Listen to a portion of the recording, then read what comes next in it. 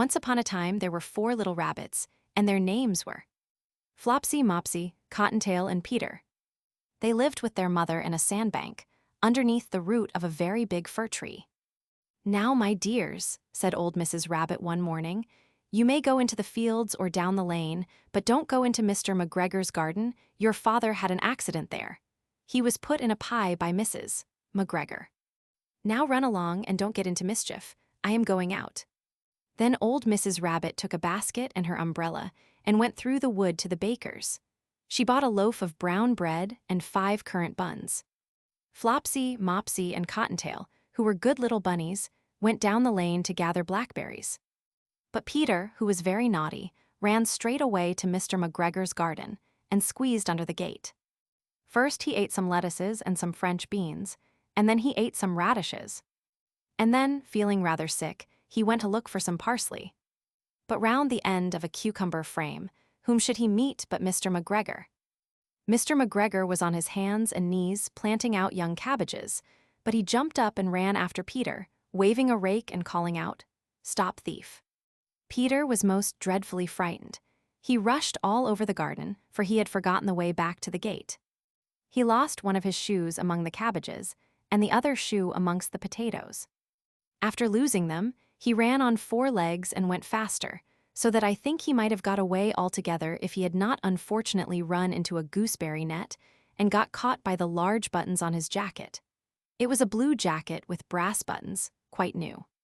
Peter gave himself up for lost and shed big tears, but his sobs were overheard by some friendly sparrows who flew to him in great excitement and implored him to exert himself.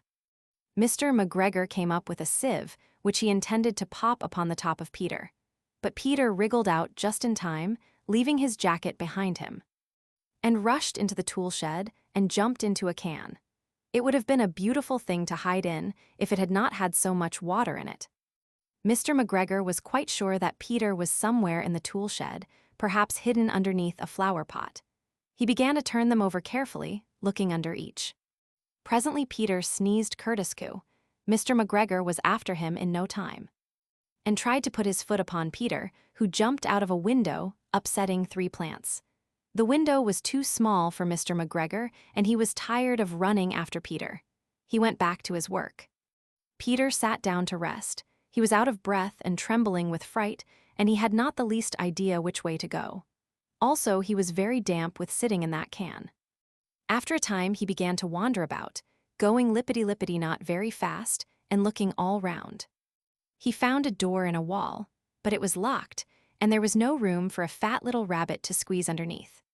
An old mouse was running in and out over the stone doorstep, carrying peas and beans to her family in the wood.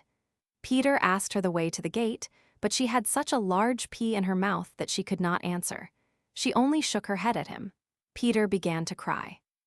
Then he tried to find his way straight across the garden, but he became more and more puzzled. Presently, he came to a pond where Mr. McGregor filled his water cans. A white cat was staring at some goldfish. She sat very, very still, but now and then the tip of her tail twitched as if it were alive. Peter thought it best to go away without speaking to her.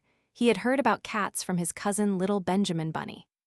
He went back towards the tool shed, but suddenly, quite close to him, he heard the noise of a ho-scrrich, scratch, scratch, scritch.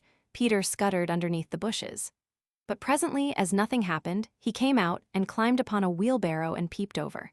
The first thing he saw was Mr. McGregor hoeing onions. His back was turned towards Peter, and beyond him was the gate. Peter got down very quietly off the wheelbarrow and started running as fast as he could go, along a straight walk behind some black-currant bushes. Mr. McGregor caught sight of him at the corner, but Peter did not care. He slipped underneath the gate and was safe at last in the wood outside the garden. Mr. McGregor hung up the little jacket and the shoes for a scarecrow to frighten the blackbirds. Peter never stopped running or looked behind him till he got home to the big fir tree. He was so tired that he flopped down upon the nice soft sand on the floor of the rabbit hole and shut his eyes. His mother was busy cooking. She wondered what he had done with his clothes. It was the second little jacket and pair of shoes that Peter had lost in a fortnight. I am sorry to say that Peter was not very well during the evening. His mother put him to bed and made some chamomile tea, and she gave a dose of it to Peter. 1 tablespoonful to be taken at bedtime. But Flopsy, Mopsy, and Cottontail had bread and milk and blackberries for supper. The end.